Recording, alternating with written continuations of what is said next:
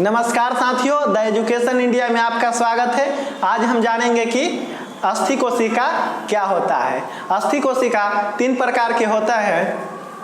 Osteoclast, यह खराब हड्डियों या अस्थियों को खाकर नष्ट कर देते हैं, इसलिए इन्हें बोन ईटिंग सेल कहते हैं। दूसरा ओस्टियोब्लास्ट, यह नए अस्थियों का निर्माण करते हैं, इसलिए इसे बोन फॉर्मिंग कहते हैं। थर्ड ऑस्टियोसाइकल, यह हड्डियों को या अस्थियों को मैच्योर बनाता है, यानी इस लायक बनाता है कि वह टिक सके, अच्छे से कार्य कर सके। आगे हम देखते हैं कि बोन मैरो यानी अस्थि मज्जा क्या होता है। इसमें आरबीसी का निर्माण होता है। बोन मैरो हड्डियों के बीच में जाली नुमा होता है। जैसे आप मुर्गा खाते होंगे तो कुछ हड्डी ऐसे होते हैं जिसे आप पूरा चूस जाते हैं।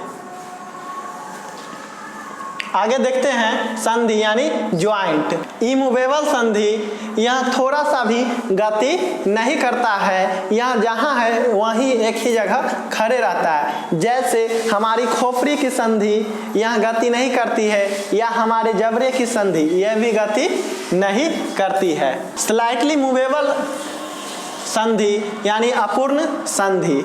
अपूर्ण संधि यह थोड़ा सा गति करता है। जैसे हमारी पसली यानी जो ये रिब्स है, यह जब हम सांस लेते हैं या छोड़ते हैं तो थोड़ा सा ऊपर या नीचे गति करता है। हमारी रीढ़ की हड्डी जब हम झुकते हैं या बैठते हैं तो यहाँ भी थोड़ा सा गति करता है।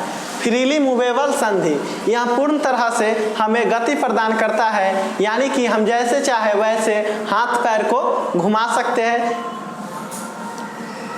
फ्रीली मूवेबल संधि यह 5 प्रकार के होता है। बॉल एंड सॉकेट ज्वाइंट, यह सभी दिशाओं में मूव कर सकता है। जैसे femur plus pelvic, scapula plus humerus, ये किसी भी दिशा में घूम सकता है।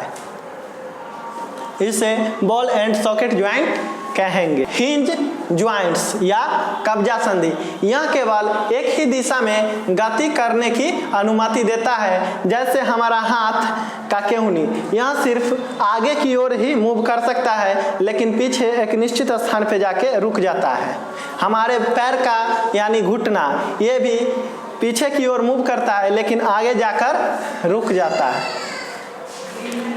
उसके बाद है नेक्स्ट पायरट यानी खूंटी संधि। पायरट यानी खूंटी संधि, यह एक दूसरे के ऊपर रखी हुई रहती है। जैसे हमारे कशेरुक दंड का हड्डी एक दूसरे के ऊपर रखी हुई रहती है। जैसे कि पहला हड्डी है एटलस, उसके फिर नीचे रहता है, उसके फिर नीचे रहता है। ग्लीडिंग ज्वाइंट, यह एक दूसरे पर फिसलती है और थोड़ा गति करती है। जैसे कार्पल, मेटाकार्पल, ये सब ग्लीडिंग ज्वाइंट्स के उदाहरण हैं। सैडल ज्वाइंट्स, सैडल ज्वाइंट्स यह बॉल एंड सॉकेट ज्वाइंट्स के तरह ही काम करता है, लेकिन यह कुछ निश्चित दिशा में ही घूम सकता है। जैसे हमारे अंगूठा, यह एक निश्चित स्थान पर ही घूम सकता है या मूव कर सकता है। बनावट के अनुसार हड्डियों के 5 प्रकार होते हैं। पहला फ्लैट बोन। फ्लैट बोन यह शरीर के आंतरिक भागों की रक्षा करता है। जैसे हमारे रिब्स, स्टर्नम, यहाँ पे जो होता है स्टर्नम, और खोपड़ी की हड्डी। लॉन्ग बोन यानी कि लंबी हड्डी, यह हमारे शरीर के भार को रोकता है। जैसे हमारा पैर का हड्डी, यह हमारे शरीर को भार को रोकता है, या हमारा हाथ,